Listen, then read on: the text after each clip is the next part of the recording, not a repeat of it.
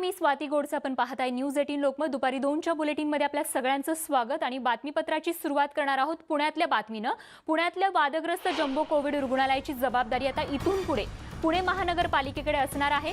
पुणे मनपाच्या अतिरिक्त आयुक्त रुबल अग्रवाल यांनी स्वतः ही माहिती दिली आहे. आतापर्यंत ज्या लाईफ केअर कंपनीकडे या जम्बो रुग्णालयाची जबाबदारी होती त्या कंपनीवर 24 तासांच्या आत कारवाई केली जाणार आहे असं देखील कळतंय. वृत्तवाहिनी पत्रकार पांडुरंग रायकर यांच्या मृत्यूनंतर जम्बो रुग्णालयातला अनागोंदी आणि बेजबाबदार कारभार समोर आला आणि त्यानंतर प्रशासनाला जाग आली आणि कारवाईची ही चक्र फिरत असल्याचं बघायला मिळतंय. जम्बो रुग्णालयाची दयनीय अवस्था, भयावह अवस्था आपण न्यूज 18 लोकमतवरती सातत्यानं दाखवत आलो आणि त्यानंतर या रुग्णालयाची पोलखोल झाली.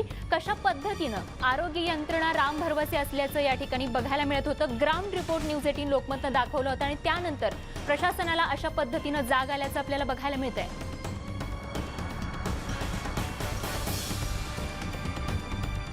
लाईफलाईनला PMRDAने टेंडर काढून काम दिलेला होता. आता पण अधिकृत रूप त्यांच्याकडेच आहे. फक्त आम्ही क्योंकि त्यांच्याकडे मॅन पॉवर न होता और जो आपली परिस्थिती आहे सगळ्यांना माहीत आहे इथले, तर त्यासाठी आम्ही पुणे महानगरपालिका मार्फत और जो दुसरी एजन्सीज आहेत त्यांच्या मार्फत आम्ही मॅन पॉवर ॲडिशनल त्यांना हँड होल्डसाठी पुरवठा केलेला आहे. 2 दिवसात उद्या या परवा त्यांच्यावर जो ॲक्शन आहे ते फायनल स्टेअरिंग कमिटीमध्ये फायनल होणार आहे. त्याच्यानंतर आम्ही दुसरी एजन्सी लावणार. याच्या सगळं सुपरविजनपासून सगळी जो उत्तरदायित्व आहे ते आता सगळे पुणे महानगरपालिकेकडे राहणार. तर पूर्ण आमचे नियंत्रणाखाली जो काही एजन्सी आहे, जो काही मॅन पॉवर आहे त्यांना काम करायचे आहे. याचं ऑलरेडी ऑर्डर दिलेला आहे. काल आपले उपमुख्यमंत्री महोदयांनी आम्हाला सूचना दिलेल्या आहे एजन्सीकडून काम होत नाही तर त्यांचा बदला, त्यांच्यावर ॲक्शन घ्या. त्याची प्रोसेस चालू आहे. आम्ही त्यांना 24 तासची नोटीस पण दिलेली आहे. ते सगळे चालू आहे. थेट जाऊयात पुण्याला. वैभव सोनवणे आमचे प्रतिनिधी पुण्यातून आपल्या सोबत आहेत. याच संदर्भातली अधिकची माहिती त्यांच्याकडून जाणून घेऊयात. वैभव, अनेकांचे बळी गेल्यानंतर आता खरं तर पालिकेला किंवा शासनाला जाग आली असं म्हणावं लागेल. आता पालिकेकडून हा सगळा कारभार बघण्यात येणार आहे.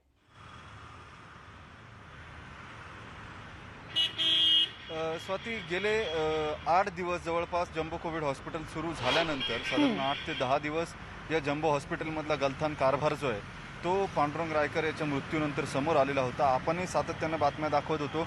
8 दिवस ज्या लाईफ केअर संस्थेकडे हे हॉस्पिटल चालवायला देण्यात आलेलं होतं किंवा ज्यांना त्याचं कंत्राट देण्यात आलेलं होतं त्यांच्याकडून आतमध्ये नेमकी किती डॉक्टर्स काम करतायत, पॅरामेडिकल स्टाफ किती आहे याच्या कुठल्याही नोंदी नव्हत्या.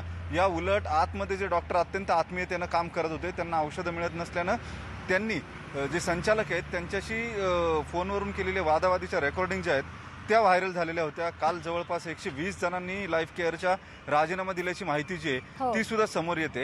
या अशा सगळ्या परिस्थितीमध्ये ज्या संस्थेला हे काम दिलेलं होतं त्यांच्याकडून झालेल्या गलथानपणामुळे साधारण 8 दिवसामध्ये 10 जणांचा मृत्यू या कोविड हॉस्पिटलमध्ये झालेला होता जम्बो केअरमध्ये. आणि त्याच्यानंतर आता प्रशासन जे आहे ते खडबडून जागा झालेलं आहे. या सगळ्याची चौकशी जी आहे ती केली जाईल असं काल अजित पवारांनी घोषित केलेलं होतं.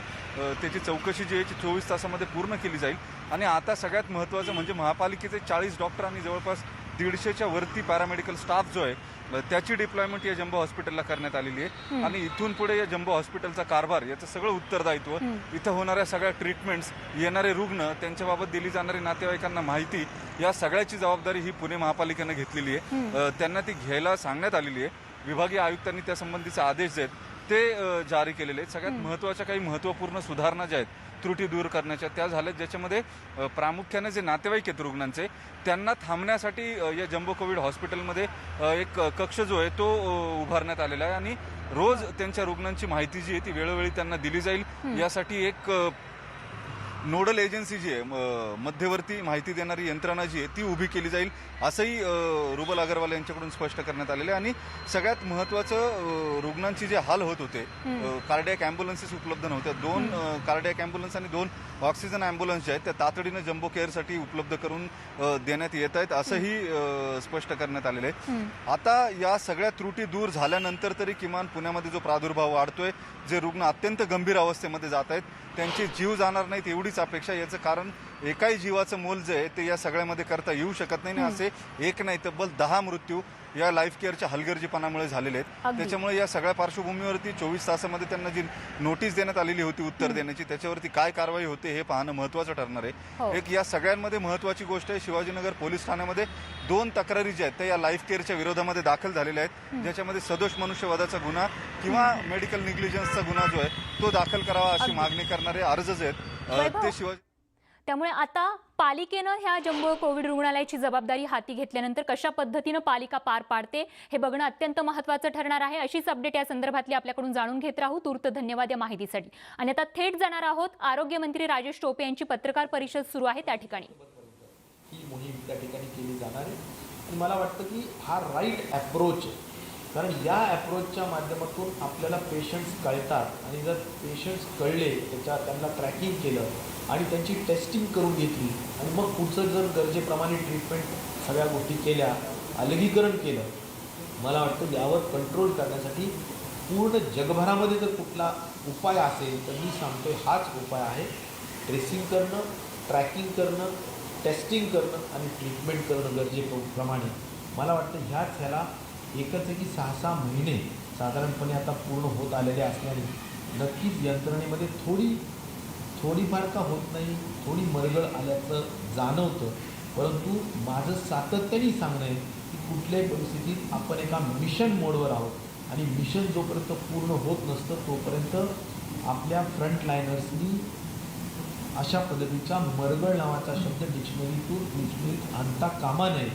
सगळ्यांनी ऑन टोज राहून म्हणजे सातत्याने तयारीत राहून आपण मिशन मोडवर जोपर्यंत आपण कोरोनाला हरवत नाही किंवा आपल्या या सगळ्या परिस्थितीवर पूर्ण नियंत्रण आणत नाही तोपर्यंत आपल्याला या सगळ्या मेडिकल फ्रेटर्निटीमधल्या सगळ्याच लोकांना जागरूकतेने, मेहनतीने आणि सातत्याने काम करावं लागेल.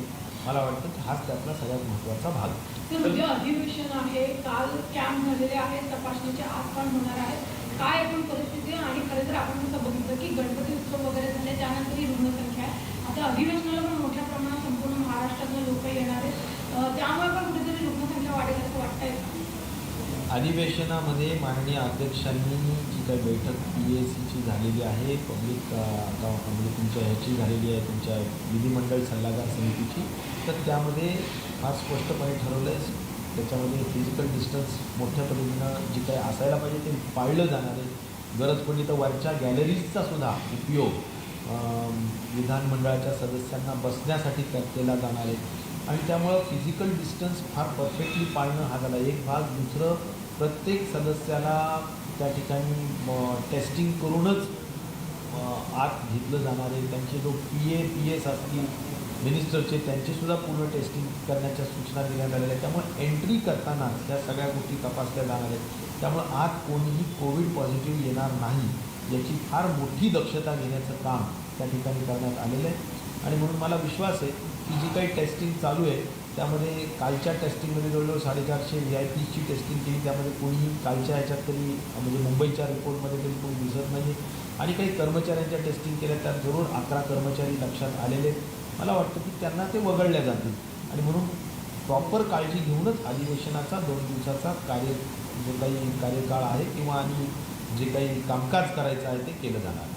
तर पुण्याचा प्रश्न पुण्याला विचारतो. काल या संदर्भात तुमची बैठकही झाली होती, मात्र बैठक होऊनही हे 120 लोकांनी राजीनामे दिलेले आहेत. आता जे काम पुण्याच्या कोविड सेंटरचं आहे ते दुसऱ्या एजन्सीला दिलं जाणार आहे. मला असं म्हणायचं की कालच माननीय अजितदादा पवार साहेबांनी फार स्पष्ट सूचना दिल्या.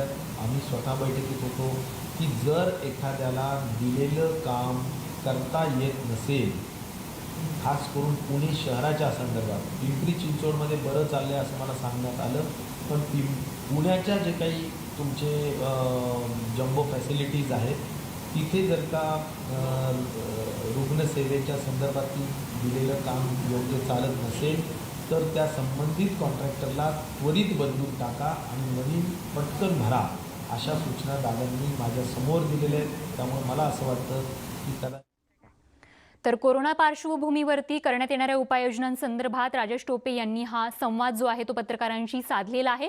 यानंतर बघूयात पुढची बातमी. सुशांत सिंगकडे घरकाम करणाऱ्या दीपेश सावंतला 9 सप्टेंबरपर्यंत एनसीबी कोठडी सुनावण्यात आली आहे.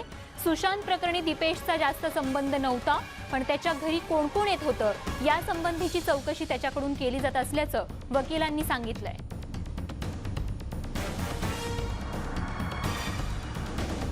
सर, क्या हुआ आज कोर्ट में और किस तरह से पेशी हुई? आज कोर्ट में उनको प्रोड्यूस किया गया है. उनका रिमांड शॉर्ट किया है 9 तारीख तक के लिए. प्रिलिमिनरी इन्वेस्टिगेशन गोइंग ऑन है. उनके दूसरे को अक्यूज से कन्फर्म करने के लिए उसकी कस्टडी 9 तक मांगी है. कोर्ट ने वो 9 तक दी है. कोर्ट ने हमारी भी दलील सुन के हमारी अर्जी एक्सेप्ट कर ली है कि जो इलीगल वायलेशन हुआ है सेक्शंस का 167 और 57 का, उसके ऊपर एनसीबी का से कॉल किया और मैटर 9 तारीख के लिए दोनों रख दिया गया. लेकिन आप सर जिस तरह से देखते हैं कि ड्रग्स का एंगल बहुत सामने आ चुका है, ऐसे में क्या आपका पक्ष क्या रखेंगे कि जिस तरह से कि दीपेश सावंत से इस पूरे मामले में कितने इन्वॉल्व थे?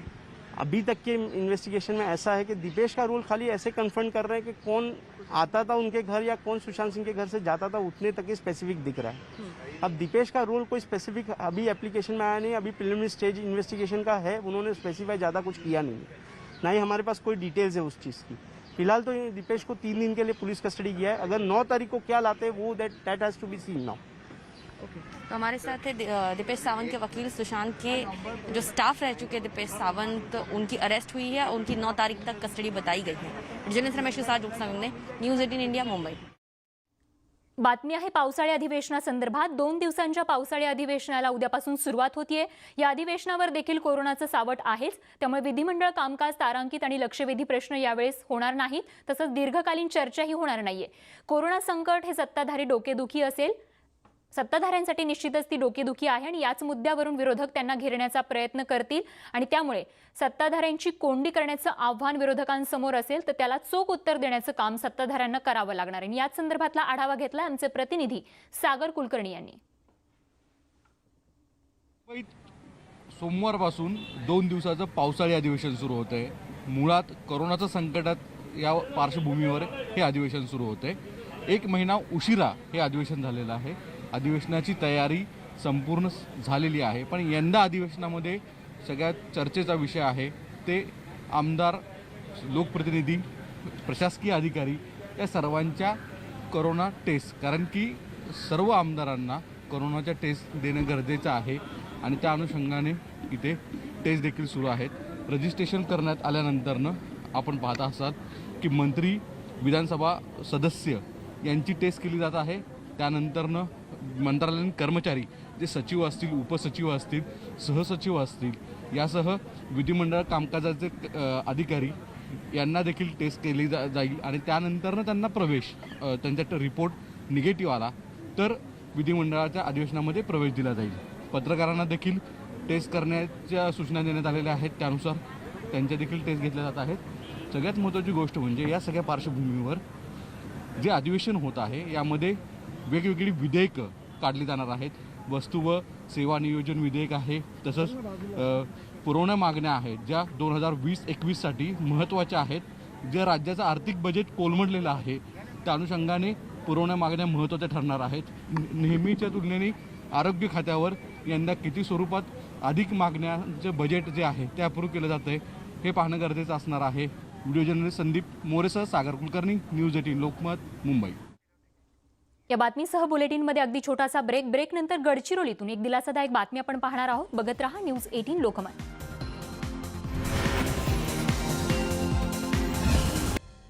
आपण पाहताय न्यूज 18 लोकमत. बुलेटिनमध्ये आपल्या सगळ्यांचं पुन्हा एकदा स्वागत. आणि आता गडचिरोलीतील धानोरा तालुक्यातील एक दिलासादायक बातमी आहे. प्रशासनानं पूलकम बंधाऱ्याची निर्मिती केल्यामुळे 10 गावांचा पाण्याचा प्रश्न कायमचा सुटलाय. धानोरा तालुक्यातील करमरका परिसरामध्ये गावातील मोठ्या नाल्यावरती पूल नसल्यामुळे पावसाळ्यात इथल्या लोकांचा संपर्क तुटत होता. पण अखेर प्रशासनानं दोन्ही समस्यांवरती उपाय म्हणून पूलकम बंधाऱ्याची निर्मिती केली आहे. त्यामुळे चक्क आता 10 गावांचा बंधाऱ्याचा प्रश्न मिटलाय. दरम्यान यामुळे बंधाऱ्यातील वाहून जाणारं पाणी झिरपून या आसपासच्या 10 गावातील 100 हेक्टर जमीन ही जी आहे ती ओलिताखाली येणार आहे. त्यामुळे पूलकम बंधाऱ्याच्या निर्मितीचा विदर्भातील अशा पद्धतीचा हा पहिलाच प्रयोग आहे. आणि या बातमीसह या बुलेटिनमध्ये वेळ झाली तेच थांबण्याची ताज्या अपडेटसह लगेच परत येतोय. बघत रहा न्यूज 18 लोकमत.